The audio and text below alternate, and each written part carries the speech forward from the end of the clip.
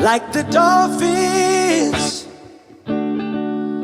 like the dolphins could swim.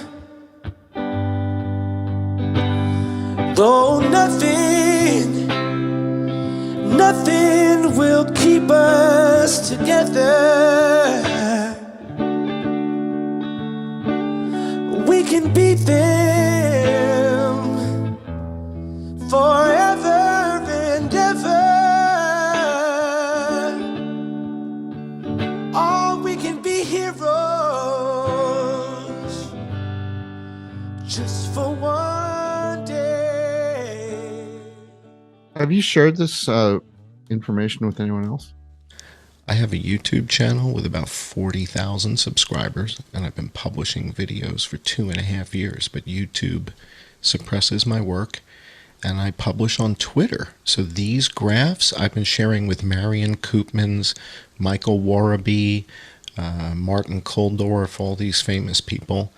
Nobody seems to want to engage because of the outfit.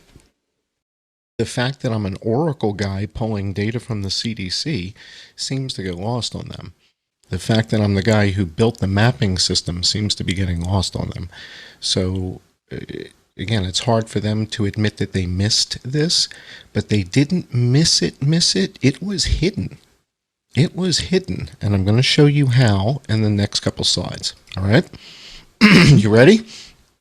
There we go. We're going to go from the mountain. Okay, wait a minute. So, all right, so I got the USA red. That's where we're going to go. All right, so this is my source. This is the data source. All right, so hang on. Mm-hmm. Martin Kulldorff. Mm-hmm. Interesting guy. He doesn't seem to like to be challenged. Steve, I am the most obnoxious data bully on Twitter. I pick fights with Richard Ebright, but I'm followed by some pretty interesting people, friends of yours, right? So the interesting people follow me. The net of it is my identity is irrelevant. What matters is I'm pulling data from the CDC and the WHO. That's it. Forget the guy behind the curtain. Forget it. Look at the data and forget who I am. I don't want to be famous. I'm not saying you. I'm saying in general, not you. I mean the public, right? This has been the reaction from the big names. So when I challenge them on Twitter, they don't even want to engage in this. All right, so this is the source. This is FluView at the CDC. And FluView allows you to download death surveillance, pneumonia, influenza, mortality surveillance from the National Center for Health Statistics, mortality surveillance system. Couldn't be more specific. These are dead people. I count dead people, not cases. I count death certificates. And that's where I get it. Right? That's the CDC FluView. That's the source of the data. Right. The green button download on the upper right, like at 1, 2 o'clock, that's where the data comes from. Everything, every chart I'm showing you comes from that green button. All right, so let's jump ahead to the next one because this is all going somewhere that gets really dark. All right, this next slide, this is pediatric influenza deaths. I look organic to you?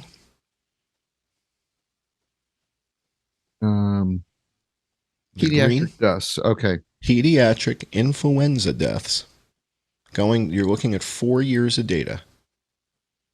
What's going on this side? How did this happen?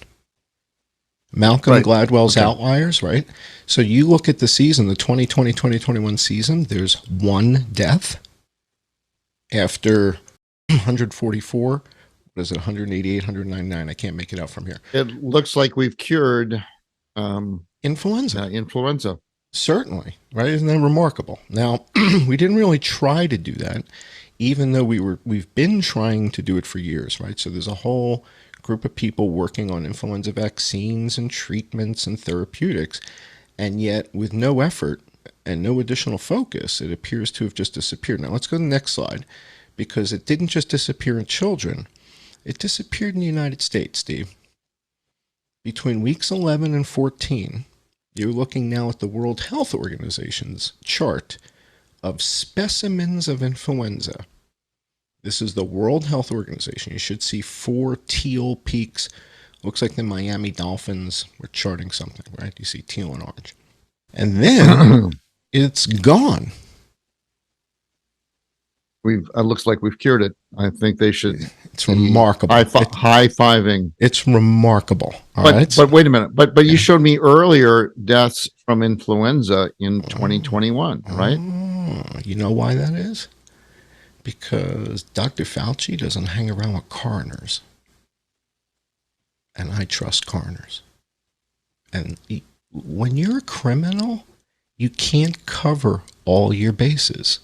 And they weren't counting on somebody like me coming along and doing the math. Okay, well, wait a second. So the data you've shown me doesn't agree. This slide Right. doesn't agree with the data on previous slide. Correct. And what you're about to see, this is the dark and scary part. So this is where the story gets really weird and dark. Because I just showed you death certificates in the United States. But according to the World Health Organization, and according to Dr. Fauci, influenza disappeared. So I've got a clip of Dr. Fauci talking with Brett Baer. And, because of what we're doing with coronavirus, we haven't heard a lot about the seasonal flu. We lose 30 to 60,000 people from the flu. Has that gone down dramatically? Extraordinarily dramatically, Brett. And in fact, that is a very good testimony to the efficacy of wearing masks, avoiding congregate settings, and keeping distance, because we did that during this late fall, early winter, and the level of influenza in the community is remarkably low regarding comparisons to other years. Our Australian colleagues had the same experience during their winter, which is essentially our summer. When I was talking to my colleagues in Australia, they were saying, Tony, we don't have hardly any flu this year, and we think it's due to the fact that people are wearing masks, keeping their distance, and avoiding congregate settings. Goes to show you that those types of public health measures actually work. Saying, Brett, it's remarkable. We have like no flu. Okay, now look at this. Let's go to the next slide here. Next slide, you're looking at 4 different countries. The phenomenon is something that I documented in October of 2020. I put together a white paper, and what I said was, wait a second. It ended worldwide. We eradicated influenza in over 100 countries, Steve. That's awesome. It's amazing, John. It's amazing. I kept saying I'm ready to go to Nobel and get the prize, right? And I want to know, where do I go to get the tux? So I documented this. Well, wait a October minute. 2020. You just documented it, John. But you're not responsible for the eradication. No, but they still give prizes. flu. They give prizes for noticing medical phenomenon that are remarkable. Okay. This has never happened before. Well, this right. is the So how come you didn't get the Nobel because Prize? BMJ thinks, again, they don't like the outfit. It's the hat. All right, so It's the hat. So get rid of the hat, John. I get rid of the hat. I'm going to get capped. I don't want to get capped. So here's the story. Again, the data is all that matters. This is coming from the WHO. Look at the 4 quadrants, right? What are we looking at here? Hungary. We're looking at Canada. We're looking at multiple countries. Now here's the phenomenon. It disappeared between weeks 11 and 14. Okay, now week 11 is mid-March. When President Trump declared a national emergency in all 50 states, it was Friday the 13th of March. Friday the 13th of March, he declares a national emergency in all 50 states. There weren't 200 people dead in America.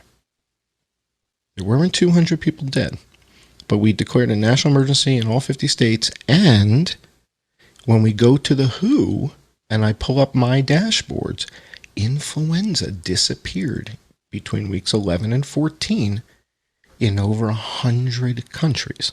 So I wrote the white paper and I sent it to Laura Ingraham with all of this evidence. Okay, let's go to the next slide. Next slide, you're going to see like a contact sheet. Yep. Right? This is as we walk in the park.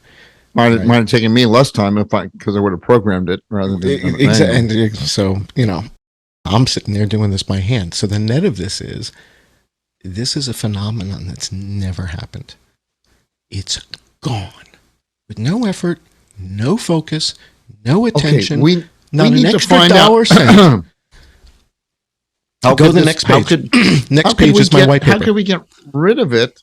Yeah, it's magic. You figured it out? Yeah, well, I'm a magician. I didn't tell you that part. All right, go to the next You slide. All right, so the Okay. next slide, next slide is the white paper. So this isn't a joke. I actually wrote a white paper, right? And I jumped on a white paper that came out of the CDC. So there was a white paper at the CDC that said influenza activity during COVID from Australia, Chile, South Africa is down remarkably low. And I said, yeah. And then what? You guys had to go to lunch? You stopped after 4 countries? There's 100 other countries here, guys, where the same thing happened. And that's the end of your paper? So I piled on. I took their paper and I said, yeah, everything these guys say, and 100 other countries. Here's the pictures. Right. Okay. Simple. So everything they said, and 100 more countries. Right. Yeah. So you added that line, the worldwide eradication of influenza. Ta-da! It's like magic. All right. This is where, let's go to the next slide. Now we come back to, you can't hide the blue pandemic without the green pandemic. What's the number one comorbidity of COVID?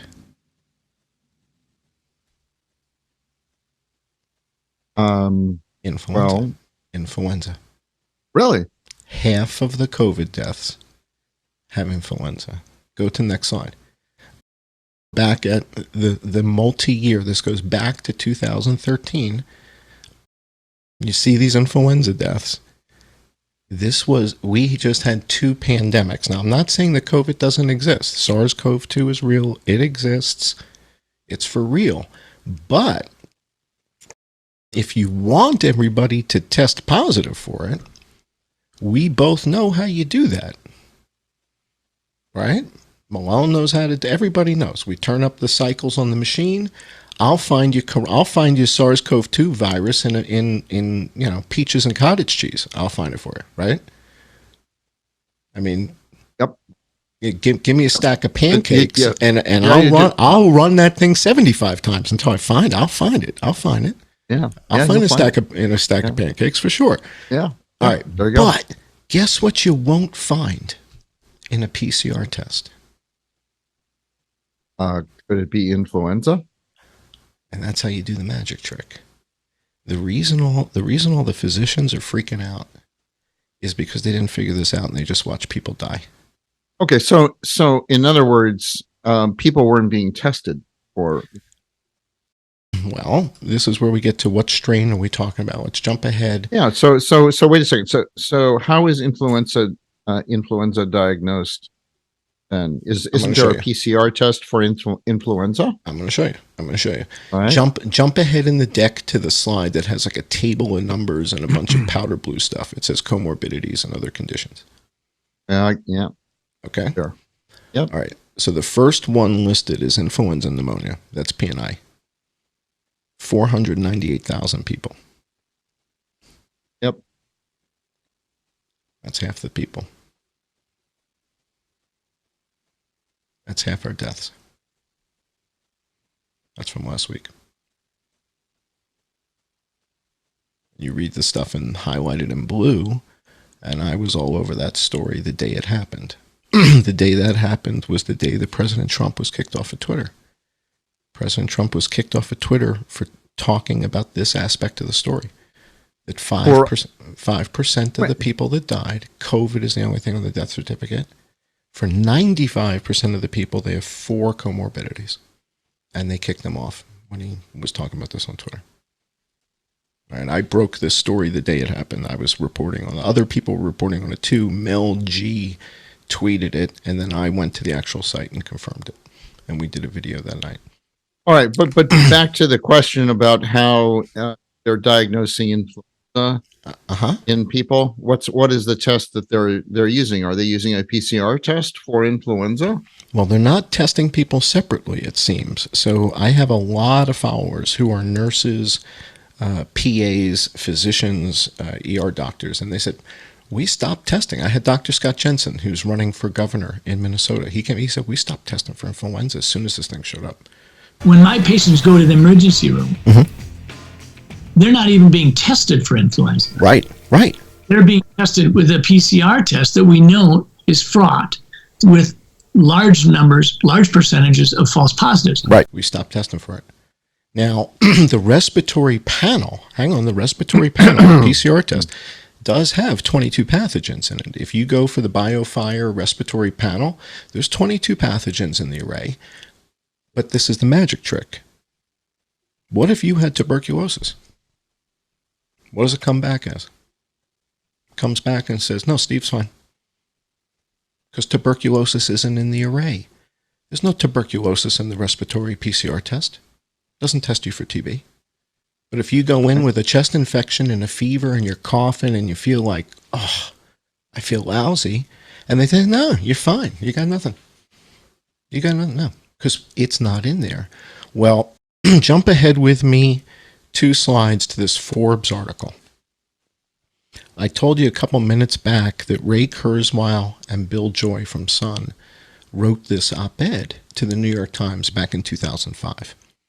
And their story was, what is Fauci doing? He's digging up bodies from the permafrost, and they're synthesizing the deadliest virus known to man. And they took exception to it. And the New York Times publishes this in 2005.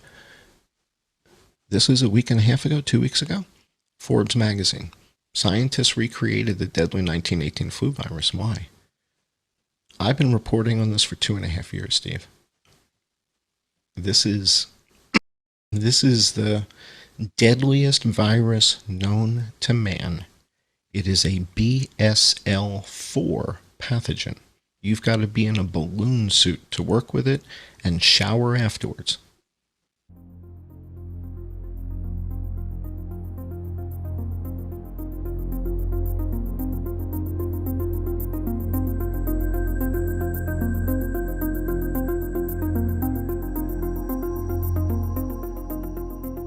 Okay, this is some hardcore stuff. Let's go to the next slide. The CDC brags about the project. This is from the CDC's website. CDC in the upper left-hand corner, a bunch of little virus-looking things in the lower right. This is the deadliest flu, the complete story. So they brag about it. They pat themselves on the back. They're very good at this. Yep. Okay, they recreated it. Here's the story. Here's how we did it. Here's why we did it. You know, this is genius. This is why Fauci, by the way, is the highest paid guy in the government, is because of this project, by the way. They considered this so strategic. That's how he got that pay grade, is because of this project. But that's just like a footnote. Sorry. So why did they want to reconstruct the 1918 pandemic virus? Well, let's go to the next page. The next page is a picture from one of my videos where I read the bedtime story. So this is a bedtime story where I read the CDC's account. There's a Sports Illustrated version. Did you know that Sports Illustrated did a cover story called Agog, the Virus Hunters? About this, about going to Alaska, digging up a woman named Lucy who died from the Spanish flu, bringing her lung tissue back to Walter Reed, sequencing the gene, and then synthesizing the gene. And then, just to put a cherry on top of the sundae, I forget if it was Science or Nature, so one of them is guilty, one of them is not, said, if you want us to publish the story, you're going to have to publish the genome in the public domain. So the Spanish flu H1N1 genome was published in the public domain in 2005. And this is when Ray Kurzweil said, what the hell are you doing? You can't put this on GenBank. And they did. Now, you give me any virologist in the world and let me culture one of these million people that just died. And they're going to look at what grows in that culture, And they're going to go, holy mackerel, that's Jeffrey Taubenberger's masterpiece. This is the recreated Spanish flu from 1918. But it doesn't exist in any PCR test. Why not? 22 targets, PCR test, 45 minutes, BioFire. This is BioMiro, right? This is Stefan Bancel's old company. Before he was at Moderna, he ran BioMiro. BioMiro bought BioFire. This is the BioFire PCR test. It's got 22 pathogens in it. How many of them are the BSL-4 version of H1N1 from 1918? 0. Sure, because it doesn't exist anymore. Well, it doesn't exist anywhere except the laboratory because all of these guys have been screwing around with it since 2005. They published it. It's out. Ciro has it. It's in Galveston. Everybody has it in the lab. So you have all these guys have okay, it. So John, the smoking gun Mhm. is to sequence the virus in these people who are dying Correct. and see what you find. That's well, it. so what did you find? I don't have a sequencer, Steve. You have to forgive me. I don't have one of those. We'll have to get somebody who knows how to sequence a dead guy's lungs, but we should have no problem with that. You know a guy. Well, you know a guy. You know a guy. Okay, so you can so let me ask you that this. is the smoking gun, correct? That's the smoking gun to nail which virus it is. I could be wrong. So here's the thing. It may not be this virus that I'm showing you now. This is my speculative part. But I can't imagine why would they not tell everybody about this? In other words, go back up with me a couple slides back to the Blue Mountain. Go back up 2, 3, 4 slides till you get back to the Blue Mountain. And by the way, if they recreated the 2018 flu virus, it was very contagious and very deadly, right? 1918. Spanish flu. What did I say? You said 2018. 2018. Very good year. Good year for Pinot. Good year for Pinot. Sorry. All right, go with you me. recreate that virus. Why wouldn't it be? It should be then killing people and being contagious at an extraordinary rate. And so what you're claiming is that it is somehow. Well, is it also co-infecting people at the same person? Yes. Go. Right. So the person go with me to the Blue Met. Yes, you got it. You nailed it. Go. So we just looked at the comorbidity page, right? The comorbidity table. Right, the comorbidity. Okay. Go back to the comorbidity table. So hang on. And I don't know enough about gene sequencing to know, but are you able to take the tissue samples that are preserved in an autopsy and then do sequencing on those tissues in order to find out what viri? I'd have to give that a hell yes. Yeah. Yes. Yeah, and I don't even know that we need to sequence it as much. We just need to culture it. It just needs to let it grow in a petri dish for 3 days. The way we used to do it. We used to do it. Wait. But you're talking about a BSL-4 pathogen. Correct. That you're culturing in a petri dish. You're not supposed to do that. There you go. Outside of a BSL-4 lab. You got it. John. Imagine that. Imagine if we did. And isn't it a good thing that we stopped doing cultures? I wonder why. The number one comorbidity, Steve, is influenza with a bullet by a mile. Half the people have influenza. Why didn't we give them Zofluza or Rolenza or something? Why didn't we give them some antibiotic? We didn't. We gave them all this other crap. But clearly, we now have a treatment for the flu. Yes, because that's if what I'm saying. You're saying. Oh, yes, is true. Yes. It's not. No.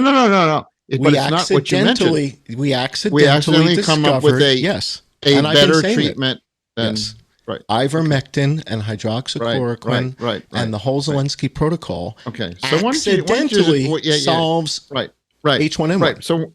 So you could have said this right at the very beginning of it. Well, no. Well, we didn't know that all these people are dying. Go now to the next slide after the comorbidity. Go to the next slide after comorbidity. So you get to I'm at the Blue Mountain. Okay. The green are the people who died with just COVID on their death certificate. The blue are influenza PNI deaths. We knew going. But wait. Wait Uh-huh. a second. Uh-huh. We saw from the WHO that all of these things that influenza disappeared. Correct. Now, this data is from the CDC, not from the WHO. And it's so from the CDC. coroners. It's from coroners and medical examiners and Right, the CDC. right. Yes. But it's not agreeing with the data from the WHO, so they're getting it from different sources. And I've been tweeting about that for the last year, saying, why does the WHO and the CDC not agree here? According to the WHO, it disappeared. Right. According to the CDC, a million people are dead. 1 million people. All right, so when we start to say, well, wait a second, we all know they overcounted. We know Dr. Birx said that we take a very liberal approach to mortality. We have twice the deaths of India.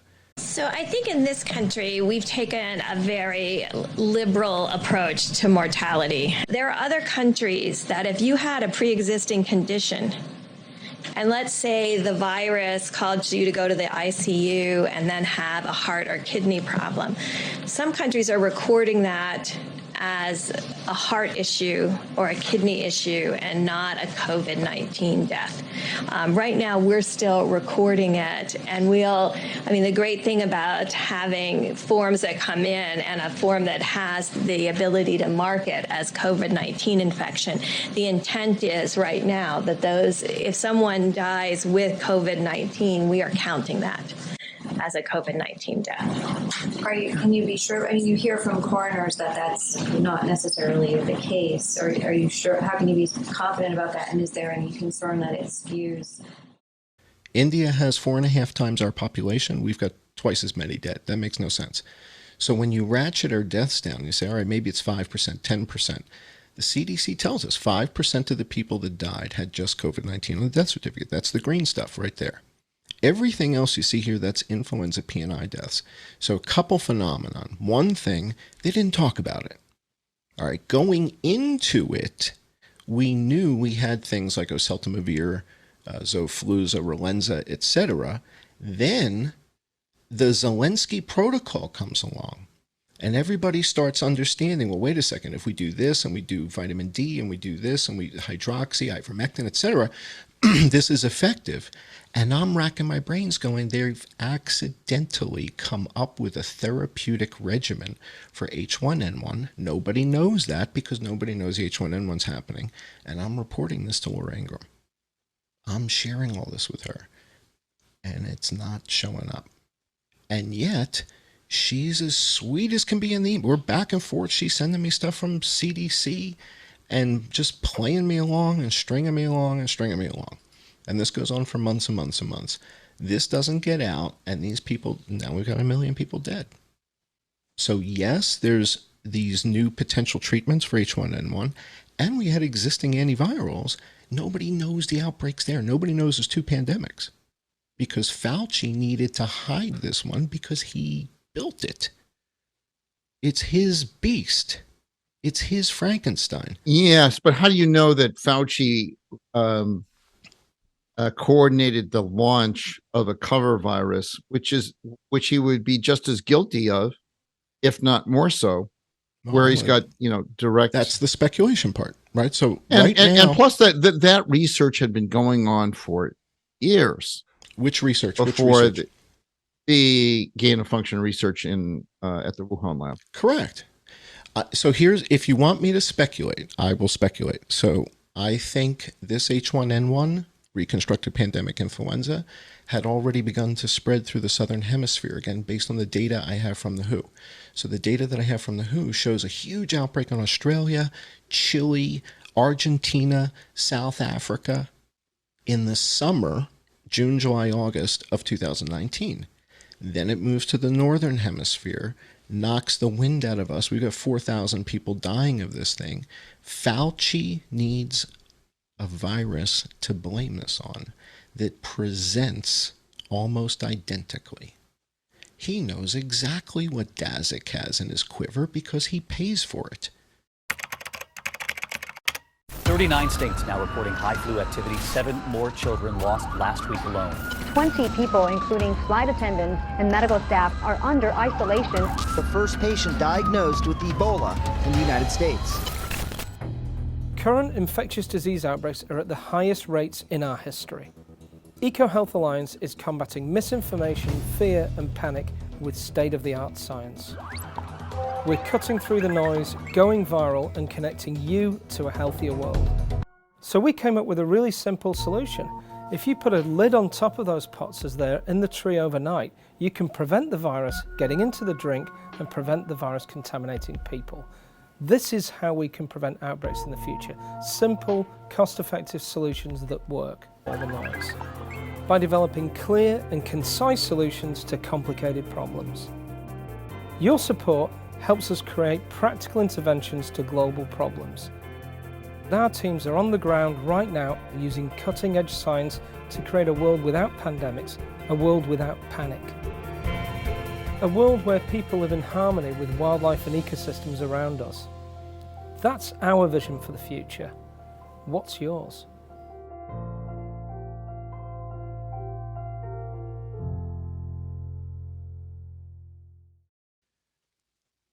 He knows what's in the book. He knows what's in the catalog. He knows what symptoms he can whip up. And he says to Dazik, I need you to meet me in the park. This isn't going to be an email. We need to have a chat. I need something that's going to present in the following way. And lo and behold, a virus shows up that has a certain set of symptoms. And when you look at the overlay of the blue and the green, these are different viruses. This is like, this is like a dog and a wolf. I mean, these aren't the same species.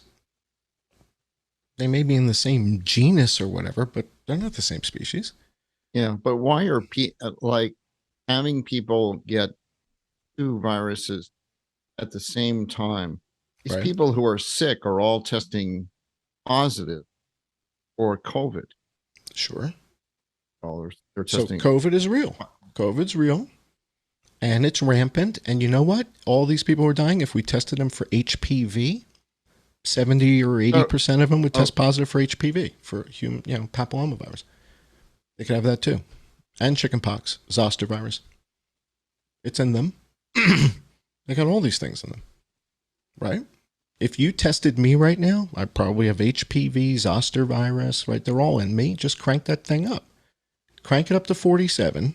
And but yeah, people, if you do a lateral flow assay on these people who are getting sick with COVID, right. So the question is, those assays are developed from SARS-CoV-2 virus. Yes. So the question is, there a commonality here so that it's very H1N1 astute. Very astute. That's what I said to Laura Ingram back in May of 2020. I said, if you let me make the tests, I can give you whatever percentage of the country positive you want whenever you want. Let me make the tests. That's the secret. So you just nailed it. You got it. So in other words, people are, if we were to sequence people and actually look for the 1980 H1N1, it appears that's it. We would find it. But who has done this? Nobody. Now here's the thing though. If we look at any one of these Blue Mountain charts that I have, right? It could be H14N9 that one of these lunatics cooked up in their gain-of-function lab, and I'm wrong about the number, but the whole rest of the story is right. In other words, I'm close enough for horseshoes or hand grenades, right? So if I'm wrong about it, and it's not that exact line, well, it sure as hell killed 1 million people. That we know. We're counting death certificates from influenza P and I. So whether or not it's Taubenberger's strain, that's my supposition, only because I can't imagine why would we hide it? Why would we not want to tell people, hey, looks like there's 2 viruses out there. This influenza thing took off. COVID's now here. Get tested. You might need this. You might need that. Why so was it so you're actually fortunate, right, that the 1918 flu virus is in gene bank, right? Yes. That's a solve the gift. crime. Yeah, to solve the That crime. is a gift. Yes. Now, but I need somebody to take this seriously. In other words, I'm pulling death certificate data from the CDC. But because of bias, because I'm not in a lab coat, I call it Milgram bias. If I was in a lab coat that said Yale, right? Everybody would be listening to what I had to say. Why don't you get one of those? But John, you go to. I don't use Amazon. phones or credit cards. I don't want to be found by the guys that want me. Let's go to this excess deaths. You'll get a kick out of this. And then if you want to talk about vaccines and you want to spend a couple more minutes, but everybody's been talking about excess deaths. Everybody's been talking about excess deaths. If you jump forward. Yeah, I got it. Okay. Seen that. All right. Everybody's been talking about the excess deaths. And I'm afraid I've been trying to maybe fit a bit of a square peg in a round hole. Jump ahead to the next slide. That's the influenza P&I deaths in the same time frame. Well, it's better if you superimpose these. Let's go to the next slide. Okay. Okay. And then go to the superimposed version. Pretty similar. Okay. Game, set, and match until somebody shows better data with a better fit. This is the difference between inductive reasoning and deductive reasoning. So these in the influenza, they're diagnosing the influenza from a PCR test using that 21 postmortem. They're postmortem, right? But they're not looking to see whether this is the 1980 flu. Correct. You're not going to find what you're not looking for. This is a test of selective attention. Count how many times the players wearing white pass the basketball.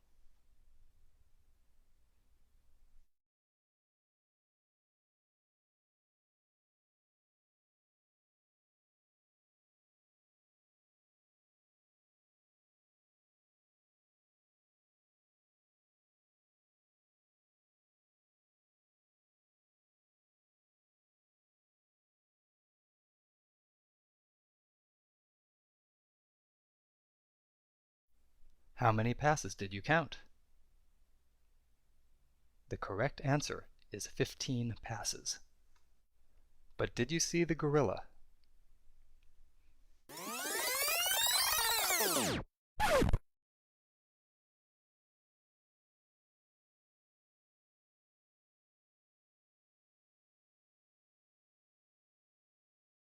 This video is from research by Daniel Simons and Christopher Chabris and is copyrighted.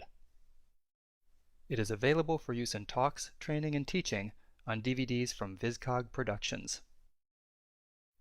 Learn more at theinvisiblegorilla.com. You know the gorilla illusion, right? You know the gorilla illusion. So you're not going to find what you're not looking for. And if you get everybody to panic about this, we got a wild pit bull in the neighborhood, and the wild pit bull in the neighborhood is mauling all the kids. Because this other guy's got a Kodiak bear on the loose. I hunt bear. Okay, I hunt bear. So to me, hunt bear. So now they want to blame the pit bull. Yeah, they want to blame the pit bull because I don't want anybody to know that the bear got loose. The bear got loose, Steve. John, you're looking for the bear. Ray Kurzweil warned us. Bill Joy. I mean, Bill Joy is I'm a sailor, and Bill Joy has one of the most amazing yachts on planet Earth. And boy, oh boy, he nailed it. 17 years ago, 2005, Recipe for Destruction. They nailed it. But they're afraid to come forward now. They're afraid to come forward now because everybody's going to think they're nuts. But I've got the goods. I've got the receipts. Bill Joy. You know him, right? You know Bill. I know Bill. Yeah. I've never been on his yacht, though. John, have you been on Bill Joy's yacht? You and I need to go sit down with Bill and show him these numbers. And I'll tack the boat while you two go over the numbers. And we'll get his boat moving. I'm a U.S. Coast Guard captain. And let's talk a little bit about some of the adverse reaction stuff and some of the stuff having to do with what might be the root cause. So in my career, root cause analysis was kind of where we had to begin everything, right? It was what's going on here and what's the real source of the problem. I do these bedtime stories, and one of the bedtime stories I did, I'm reading the emergency use authorization documents. And it appears that Heather was listening, because the next day, Heather explains what I just read the night before to Brett. Brett just about falls out of his chair. So they do this on the show. Let me play this clip for you, because this clip I'm going to play. This is Brett and Heather the day after this bedtime story. Okay, so I think this is why Brett follows me, quite frankly. So let me play this clip for you here. Hang on one second. Let me cue this up.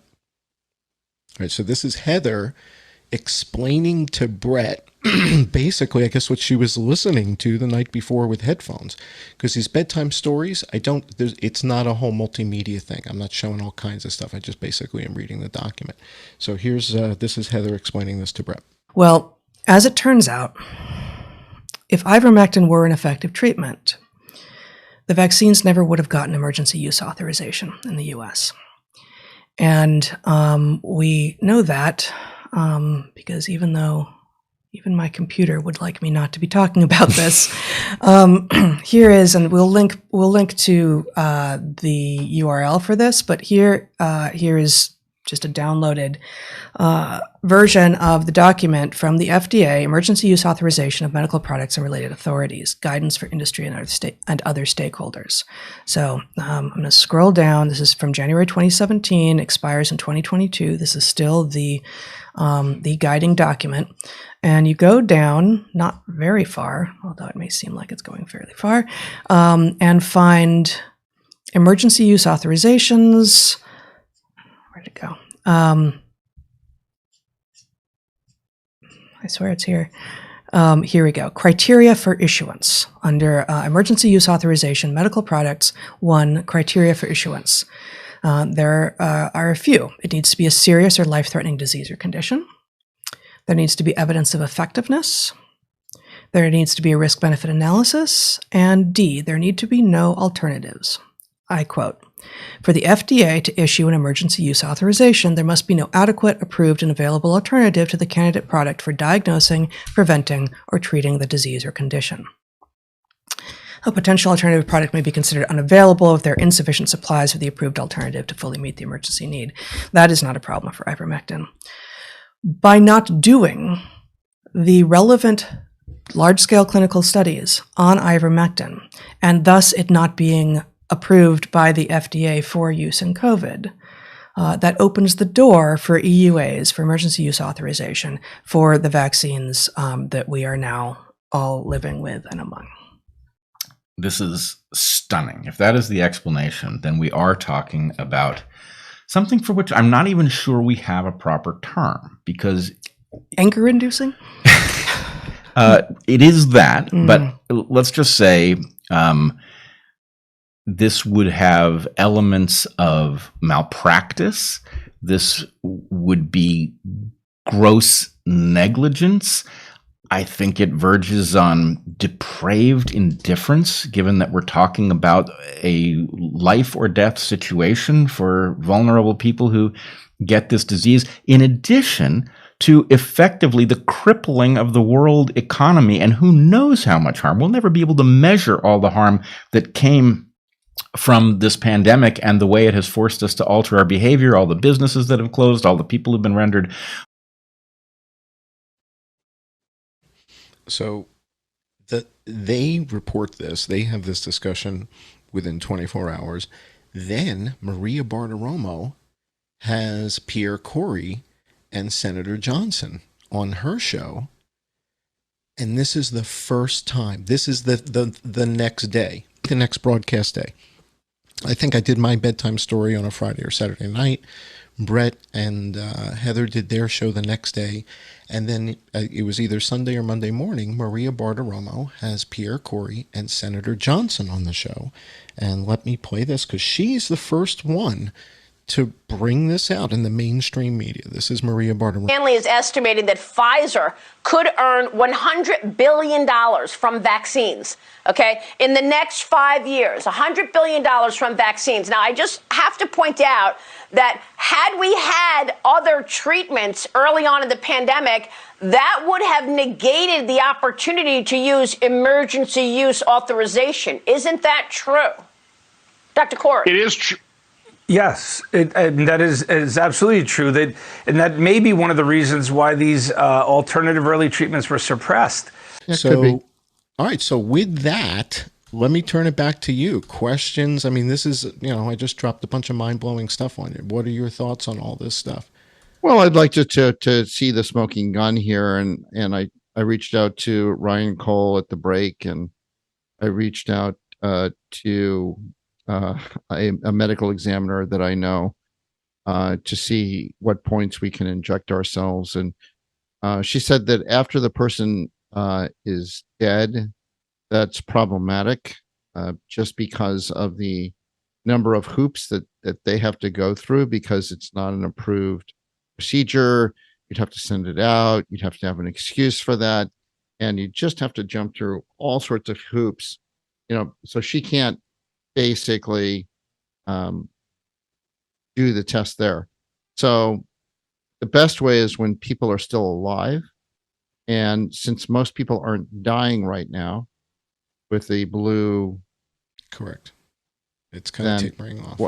What we want is somebody with the blue lips, and we want to swab them, and then we want to do a whole genome sequence. We may be in luck, because the way that you and I were introduced was through somebody who lost their husband and had an autopsy done. And so a lot of the people who watch me, follow me, lost somebody and had an autopsy done, and there may be blood or tissue samples that are still available that we...